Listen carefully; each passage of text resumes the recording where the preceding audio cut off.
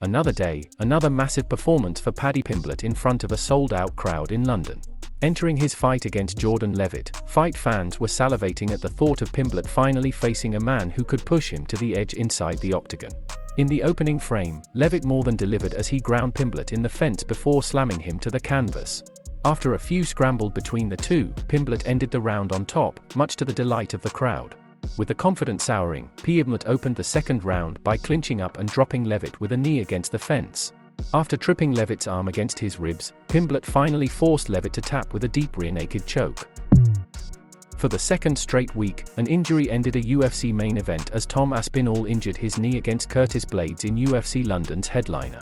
The heavyweights had just started exchanging strikes when Blaydes countered an Aspinall leg kick with a strong punch, and Aspinall dropped to the canvas, clutching his knee.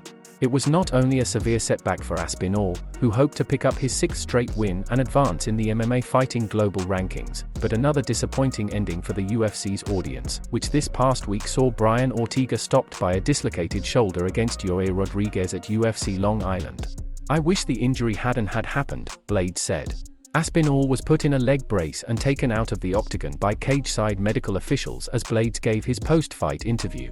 The American could hardly muster any enthusiasm despite winning his third straight in the octagon. Mokaev, the proud representative of England, originally from Dagestan, went undefeated with a decision victory over Charles Johnson, and he shared this glory with other English fighters. Pimblett shone as the brightest star of Saturday's tournament, which Mokaev didn't like, as he doesn't like the way he behaves in public.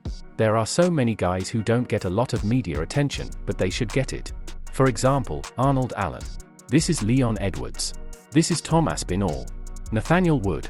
These guys are great, good examples. I don't disrespect the media, but you're giving too much attention to a cocky guy like Paddy Pimblett. These guys will never make the top 15. In fact, he will never get there. I don't think he's a great role model for young guys. Please follow Tom Aspinall, Arnold Allen, Leon Edwards, real men inside and outside the cage. I am proud to be on the same card as a man like Tom Aspinall. This guy is pulling his pants down. A man doesn't do that. Women don't do this. Pulls down his pants, gets fat, drinks beer like a beast. Men in Liverpool, I know real Scousers, they don't do that. This guy is just too much. I'm not a hater, I just want the new generation to follow real men. If we talk about guys from the UK, then this is Tom Aspinall. There is Arnold Allen. Leon Edwards. Secular people, in what they do, they will support you. Not this security guy. When he sees the camera, then he's like a real guy, but when there's no camera, he hides. I see it. I know this energy. I'm not that kind of kid like, everyone push me to the cage, go fight please. I grew up crazy too. I think my fight was a little quiet, so I posted a photo with an AK-47 when I was in Dagestan. I was sitting in my friend's car and there was an AK-47, I said let me take a picture. So I took a picture, posted it, I'm against it, I'm not a bad boy. I'm an ordinary guy from Wigan, I grew up there, but from Dagestan. It's just okay, I don't want to threaten anyone. I told Charles after the fight that I wanted to apologize for pointing the finger at Johnson at the weigh-ins. This is not my personality. I got a little emotional because I had a crazy week with this shitty politician in Russia. Tried to call me a traitor for hoisting the British flag. For a while this week my head was out of my mind. Drake wagered over $2 million on the parlay, which ended up earning him just over $3. $7 million after Pimblett and McCann scored on the main card of the evening. Shortly after Pimblett's win, McCann took to Instagram to message Drake asking if he could buy her a Rolex watch, and Drake responded in kind. "Rolly for meatball and buddy," Drake wrote. He tagged cryptocurrency betting platform Stake, which then republished the story with the headline, "Defended W the Rolly."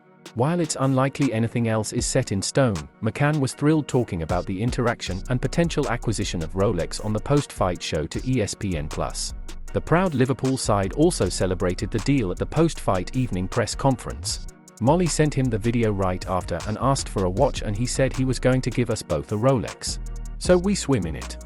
Even if the luxury watch never comes, Pimblett and McCann were undeniably the biggest UFC winners in London.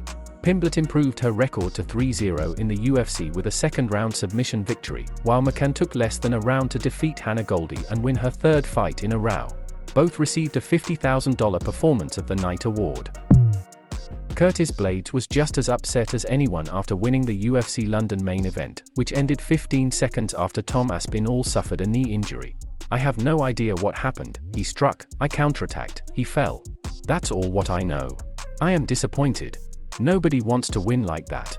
I win, I keep my rating, I get money. And without a twist, did it work at all? Was there a fight at all? Will it be on the news next week? Am I going to interview Ariel Helwani? Will I be on YouTube? Will I get 50,000 followers on Instagram?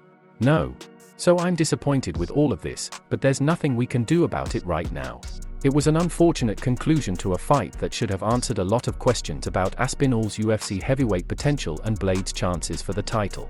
It was also to be an important crossroads for Blaydes, a long-time contender who was found to be a betting underdog despite 123 pounds in his 6-year UFC run. This part further frustrates Blaydes because even after the limited cage time he had against Aspinall, Razor is confident he could make a big statement. Everyone was speeding up.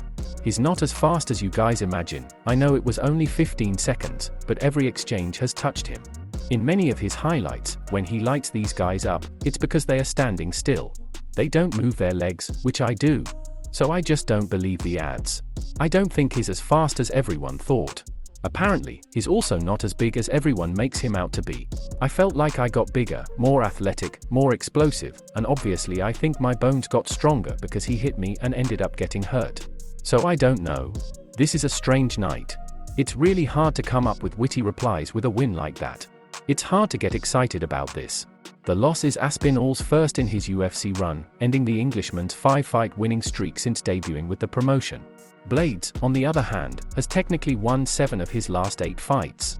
He is currently ranked 5th in the MMA Fighting World Heavyweight Rankings and is eyeing a big fight against the winner of September's UFC Paris main event between Cyril Gane and Pimblett-Leavithe.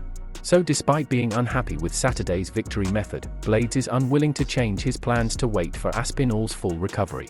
"I don't risk my rating. I won the fight. Going into this fight, I assumed that the winner, that is, me, would fight the winner of Leavithe and Gane. So I'm not going to miss the opportunity to fight these guys when it's right here, waiting for Tom Aspinall to heal and play. Until I knock out the next guy, the hype is back. MMA is like that. You can win 4 fights in a row, lose a fight, everyone says you suck. You can lose 3 in a row, win 1 and you're the best in the world. So only the last fight matters."